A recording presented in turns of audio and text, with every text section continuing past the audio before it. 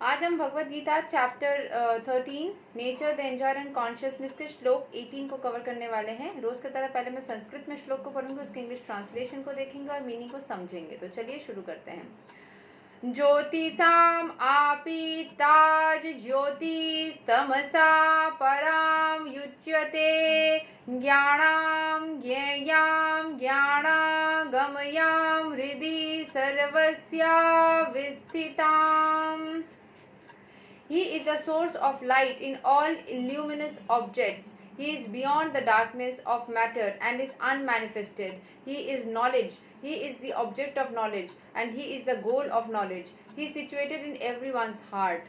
तो यहाँ पे बोला जा रहा है कि भगवान जो है वो जो सुपर सोल, जो हमने कल पढ़ा था सुपर सोल के बारे में, तो जो सुपर सोल है वो सोर्स है, source of light in all luminous object. जितने भी ल्यूमिनस मतलब जलते हुए जो ऑब्जेक्ट है उसको जो लाइट मिलता है वो लाइट भगवान से आती है, वो सुपर सोल से आती है। He is beyond the darkness of matter. वो दुनिया के जो डार्कनेस है, जो अंधकार है, उन सबसे परे है वो। एंड ही इज अनमैनिफेस्टेड, मतलब उनको देख नहीं सकते हम लोग, उनको हम पकड़ नहीं सकते। He is knowledge, he is the object of knowledge. वही नॉलेज है, मतलब ज्ञान है, एंड वही ज्ञान के ऑब्जेक्ट, मतलब उनके जरिए हम ज्ञान प्राप्त कर सकते हैं। He is the goal of knowledge. वही है हमारे गोल, वही है जो हमें जानने की इच्छा रखनी चाहिए। He is situated in everyone's heart. वो सबके हृदय में वास करते हैं। तो यहाँ के एक्सप्लेनेशन को समझ लेते हैं।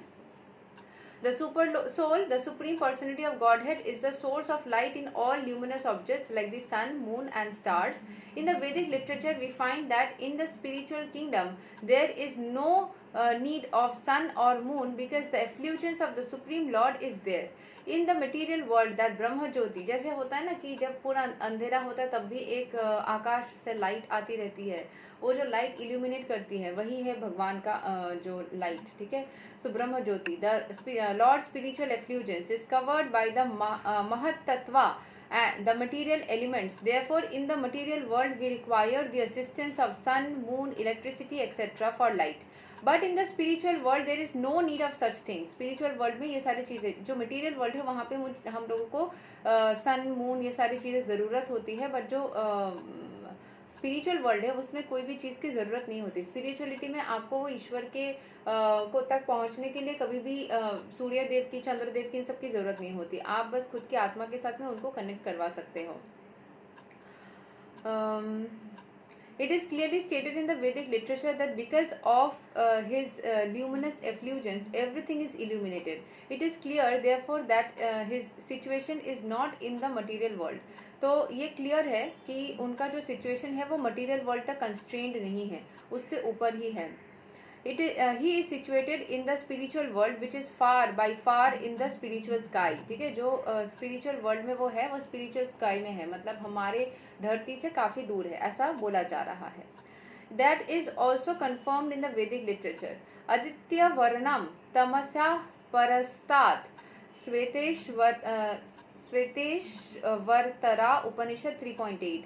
He is just like the sun, eternally luminous, but he is far, far beyond the darkness of this material world. His knowledge is transcendental. The Vedic literature confirms that Brahman is concentrated, transcendental knowledge. To one who is anxious to be transferred to the spiritual world, knowledge is given by the Supreme Lord, who is situated in everyone's heart. One Vedic mantra, Sveteshvatara Upanishad 6.8 says, Tamaha Devam Atma Buddhi Prakasam Mumuksurvai Saranam Aham Prapadyai. One must surrender unto the Supreme Personality of Godhead if he at all wants liberation. As far as the goal of ultimate knowledge is concerned, it is also confirmed in Vedic literature.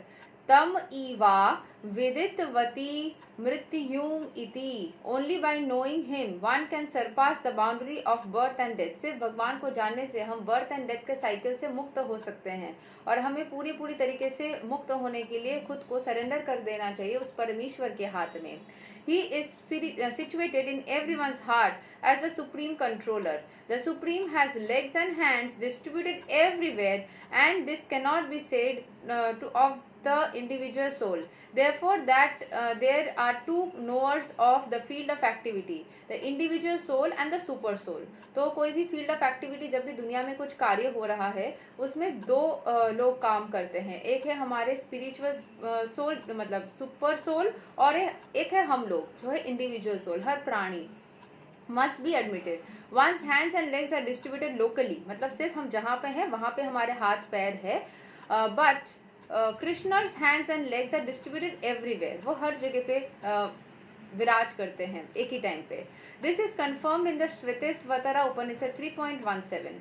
सर्वस्या प्रभुम ईशणाम सर्वस्या शरणम बृहात्. The Supreme Personality of Godhead, Super Soul, is the Prabhu or Master of all living entities. Therefore, He is the ultimate shelter of all living entities.